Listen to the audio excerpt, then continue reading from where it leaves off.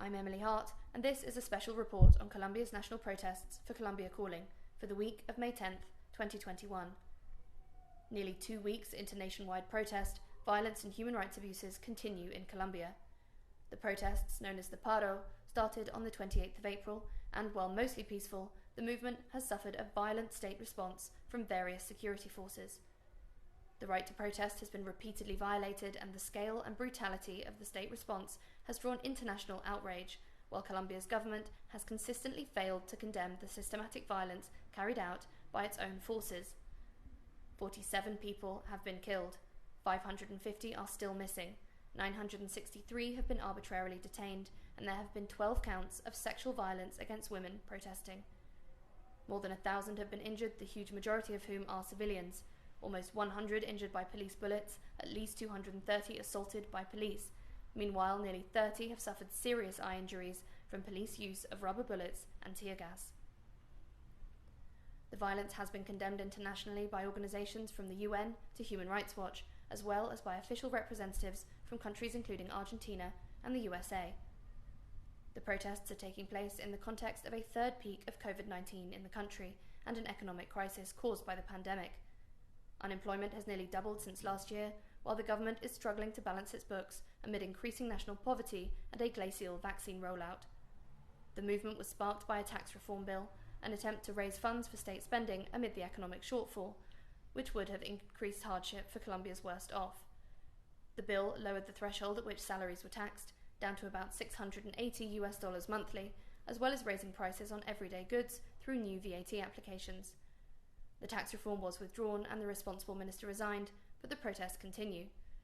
The reform bill catalysed the movement, and ongoing demands include the repeal of a new health reform and basic income, but those on the streets have been protesting a broad range of issues, including inequality, state violence, failure to implement the peace process, corruption, aerial fumigation plans, and narco-politics. The protests have been mostly peaceful, though property damage has been carried out, and confrontations with the police have occurred in various cities. Statues have also been felled in cities across the country, mostly by indigenous groups, often statues of colonizers responsible for massacres and genocides against Colombia's original populations.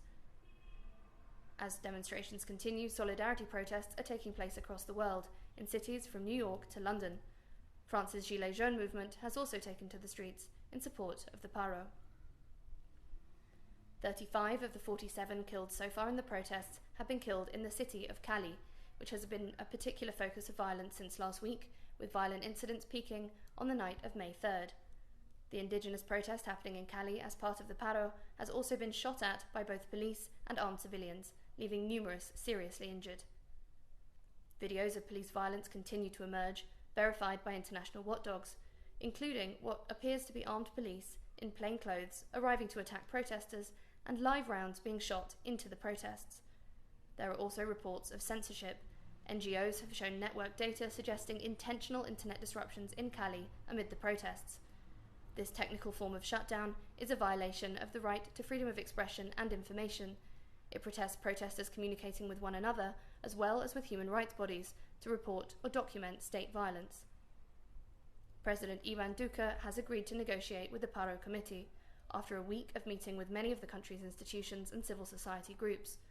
Discussion tables opened up with student groups, labour unions, regional governments, and Colombia's highest justice bodies, as well as various sectors of Congress. The Paro Committee has also accepted negotiations, demanding the discussion of themes like excessive use of force by the police and ESMAD riot forces. On the agreed agenda for the meeting is mass vaccination, safe reactivation, non-violence, protection of the most vulnerable, and stabilisation of public finances. Though the talks are cause for hope, the government's commitment to meaningful solutions remains in doubt. Various key political figures continue to stigmatise the protests, characterising them as vandalism and criminality. Many prominent politicians, including Defence Minister Diego Molano, continue to insist that the protests are infiltrated by guerrilla groups. Hard-right senators are even calling for a special state of emergency, which would allow President Ivan Duque special centralised powers, restrictions on protests, and state control of broadcast media. The meeting, held today, Monday the 10th of May, at noon, will be exploratory and protests will not be called off. The committee has requested the accompaniment of UN representatives for this initial dialogue.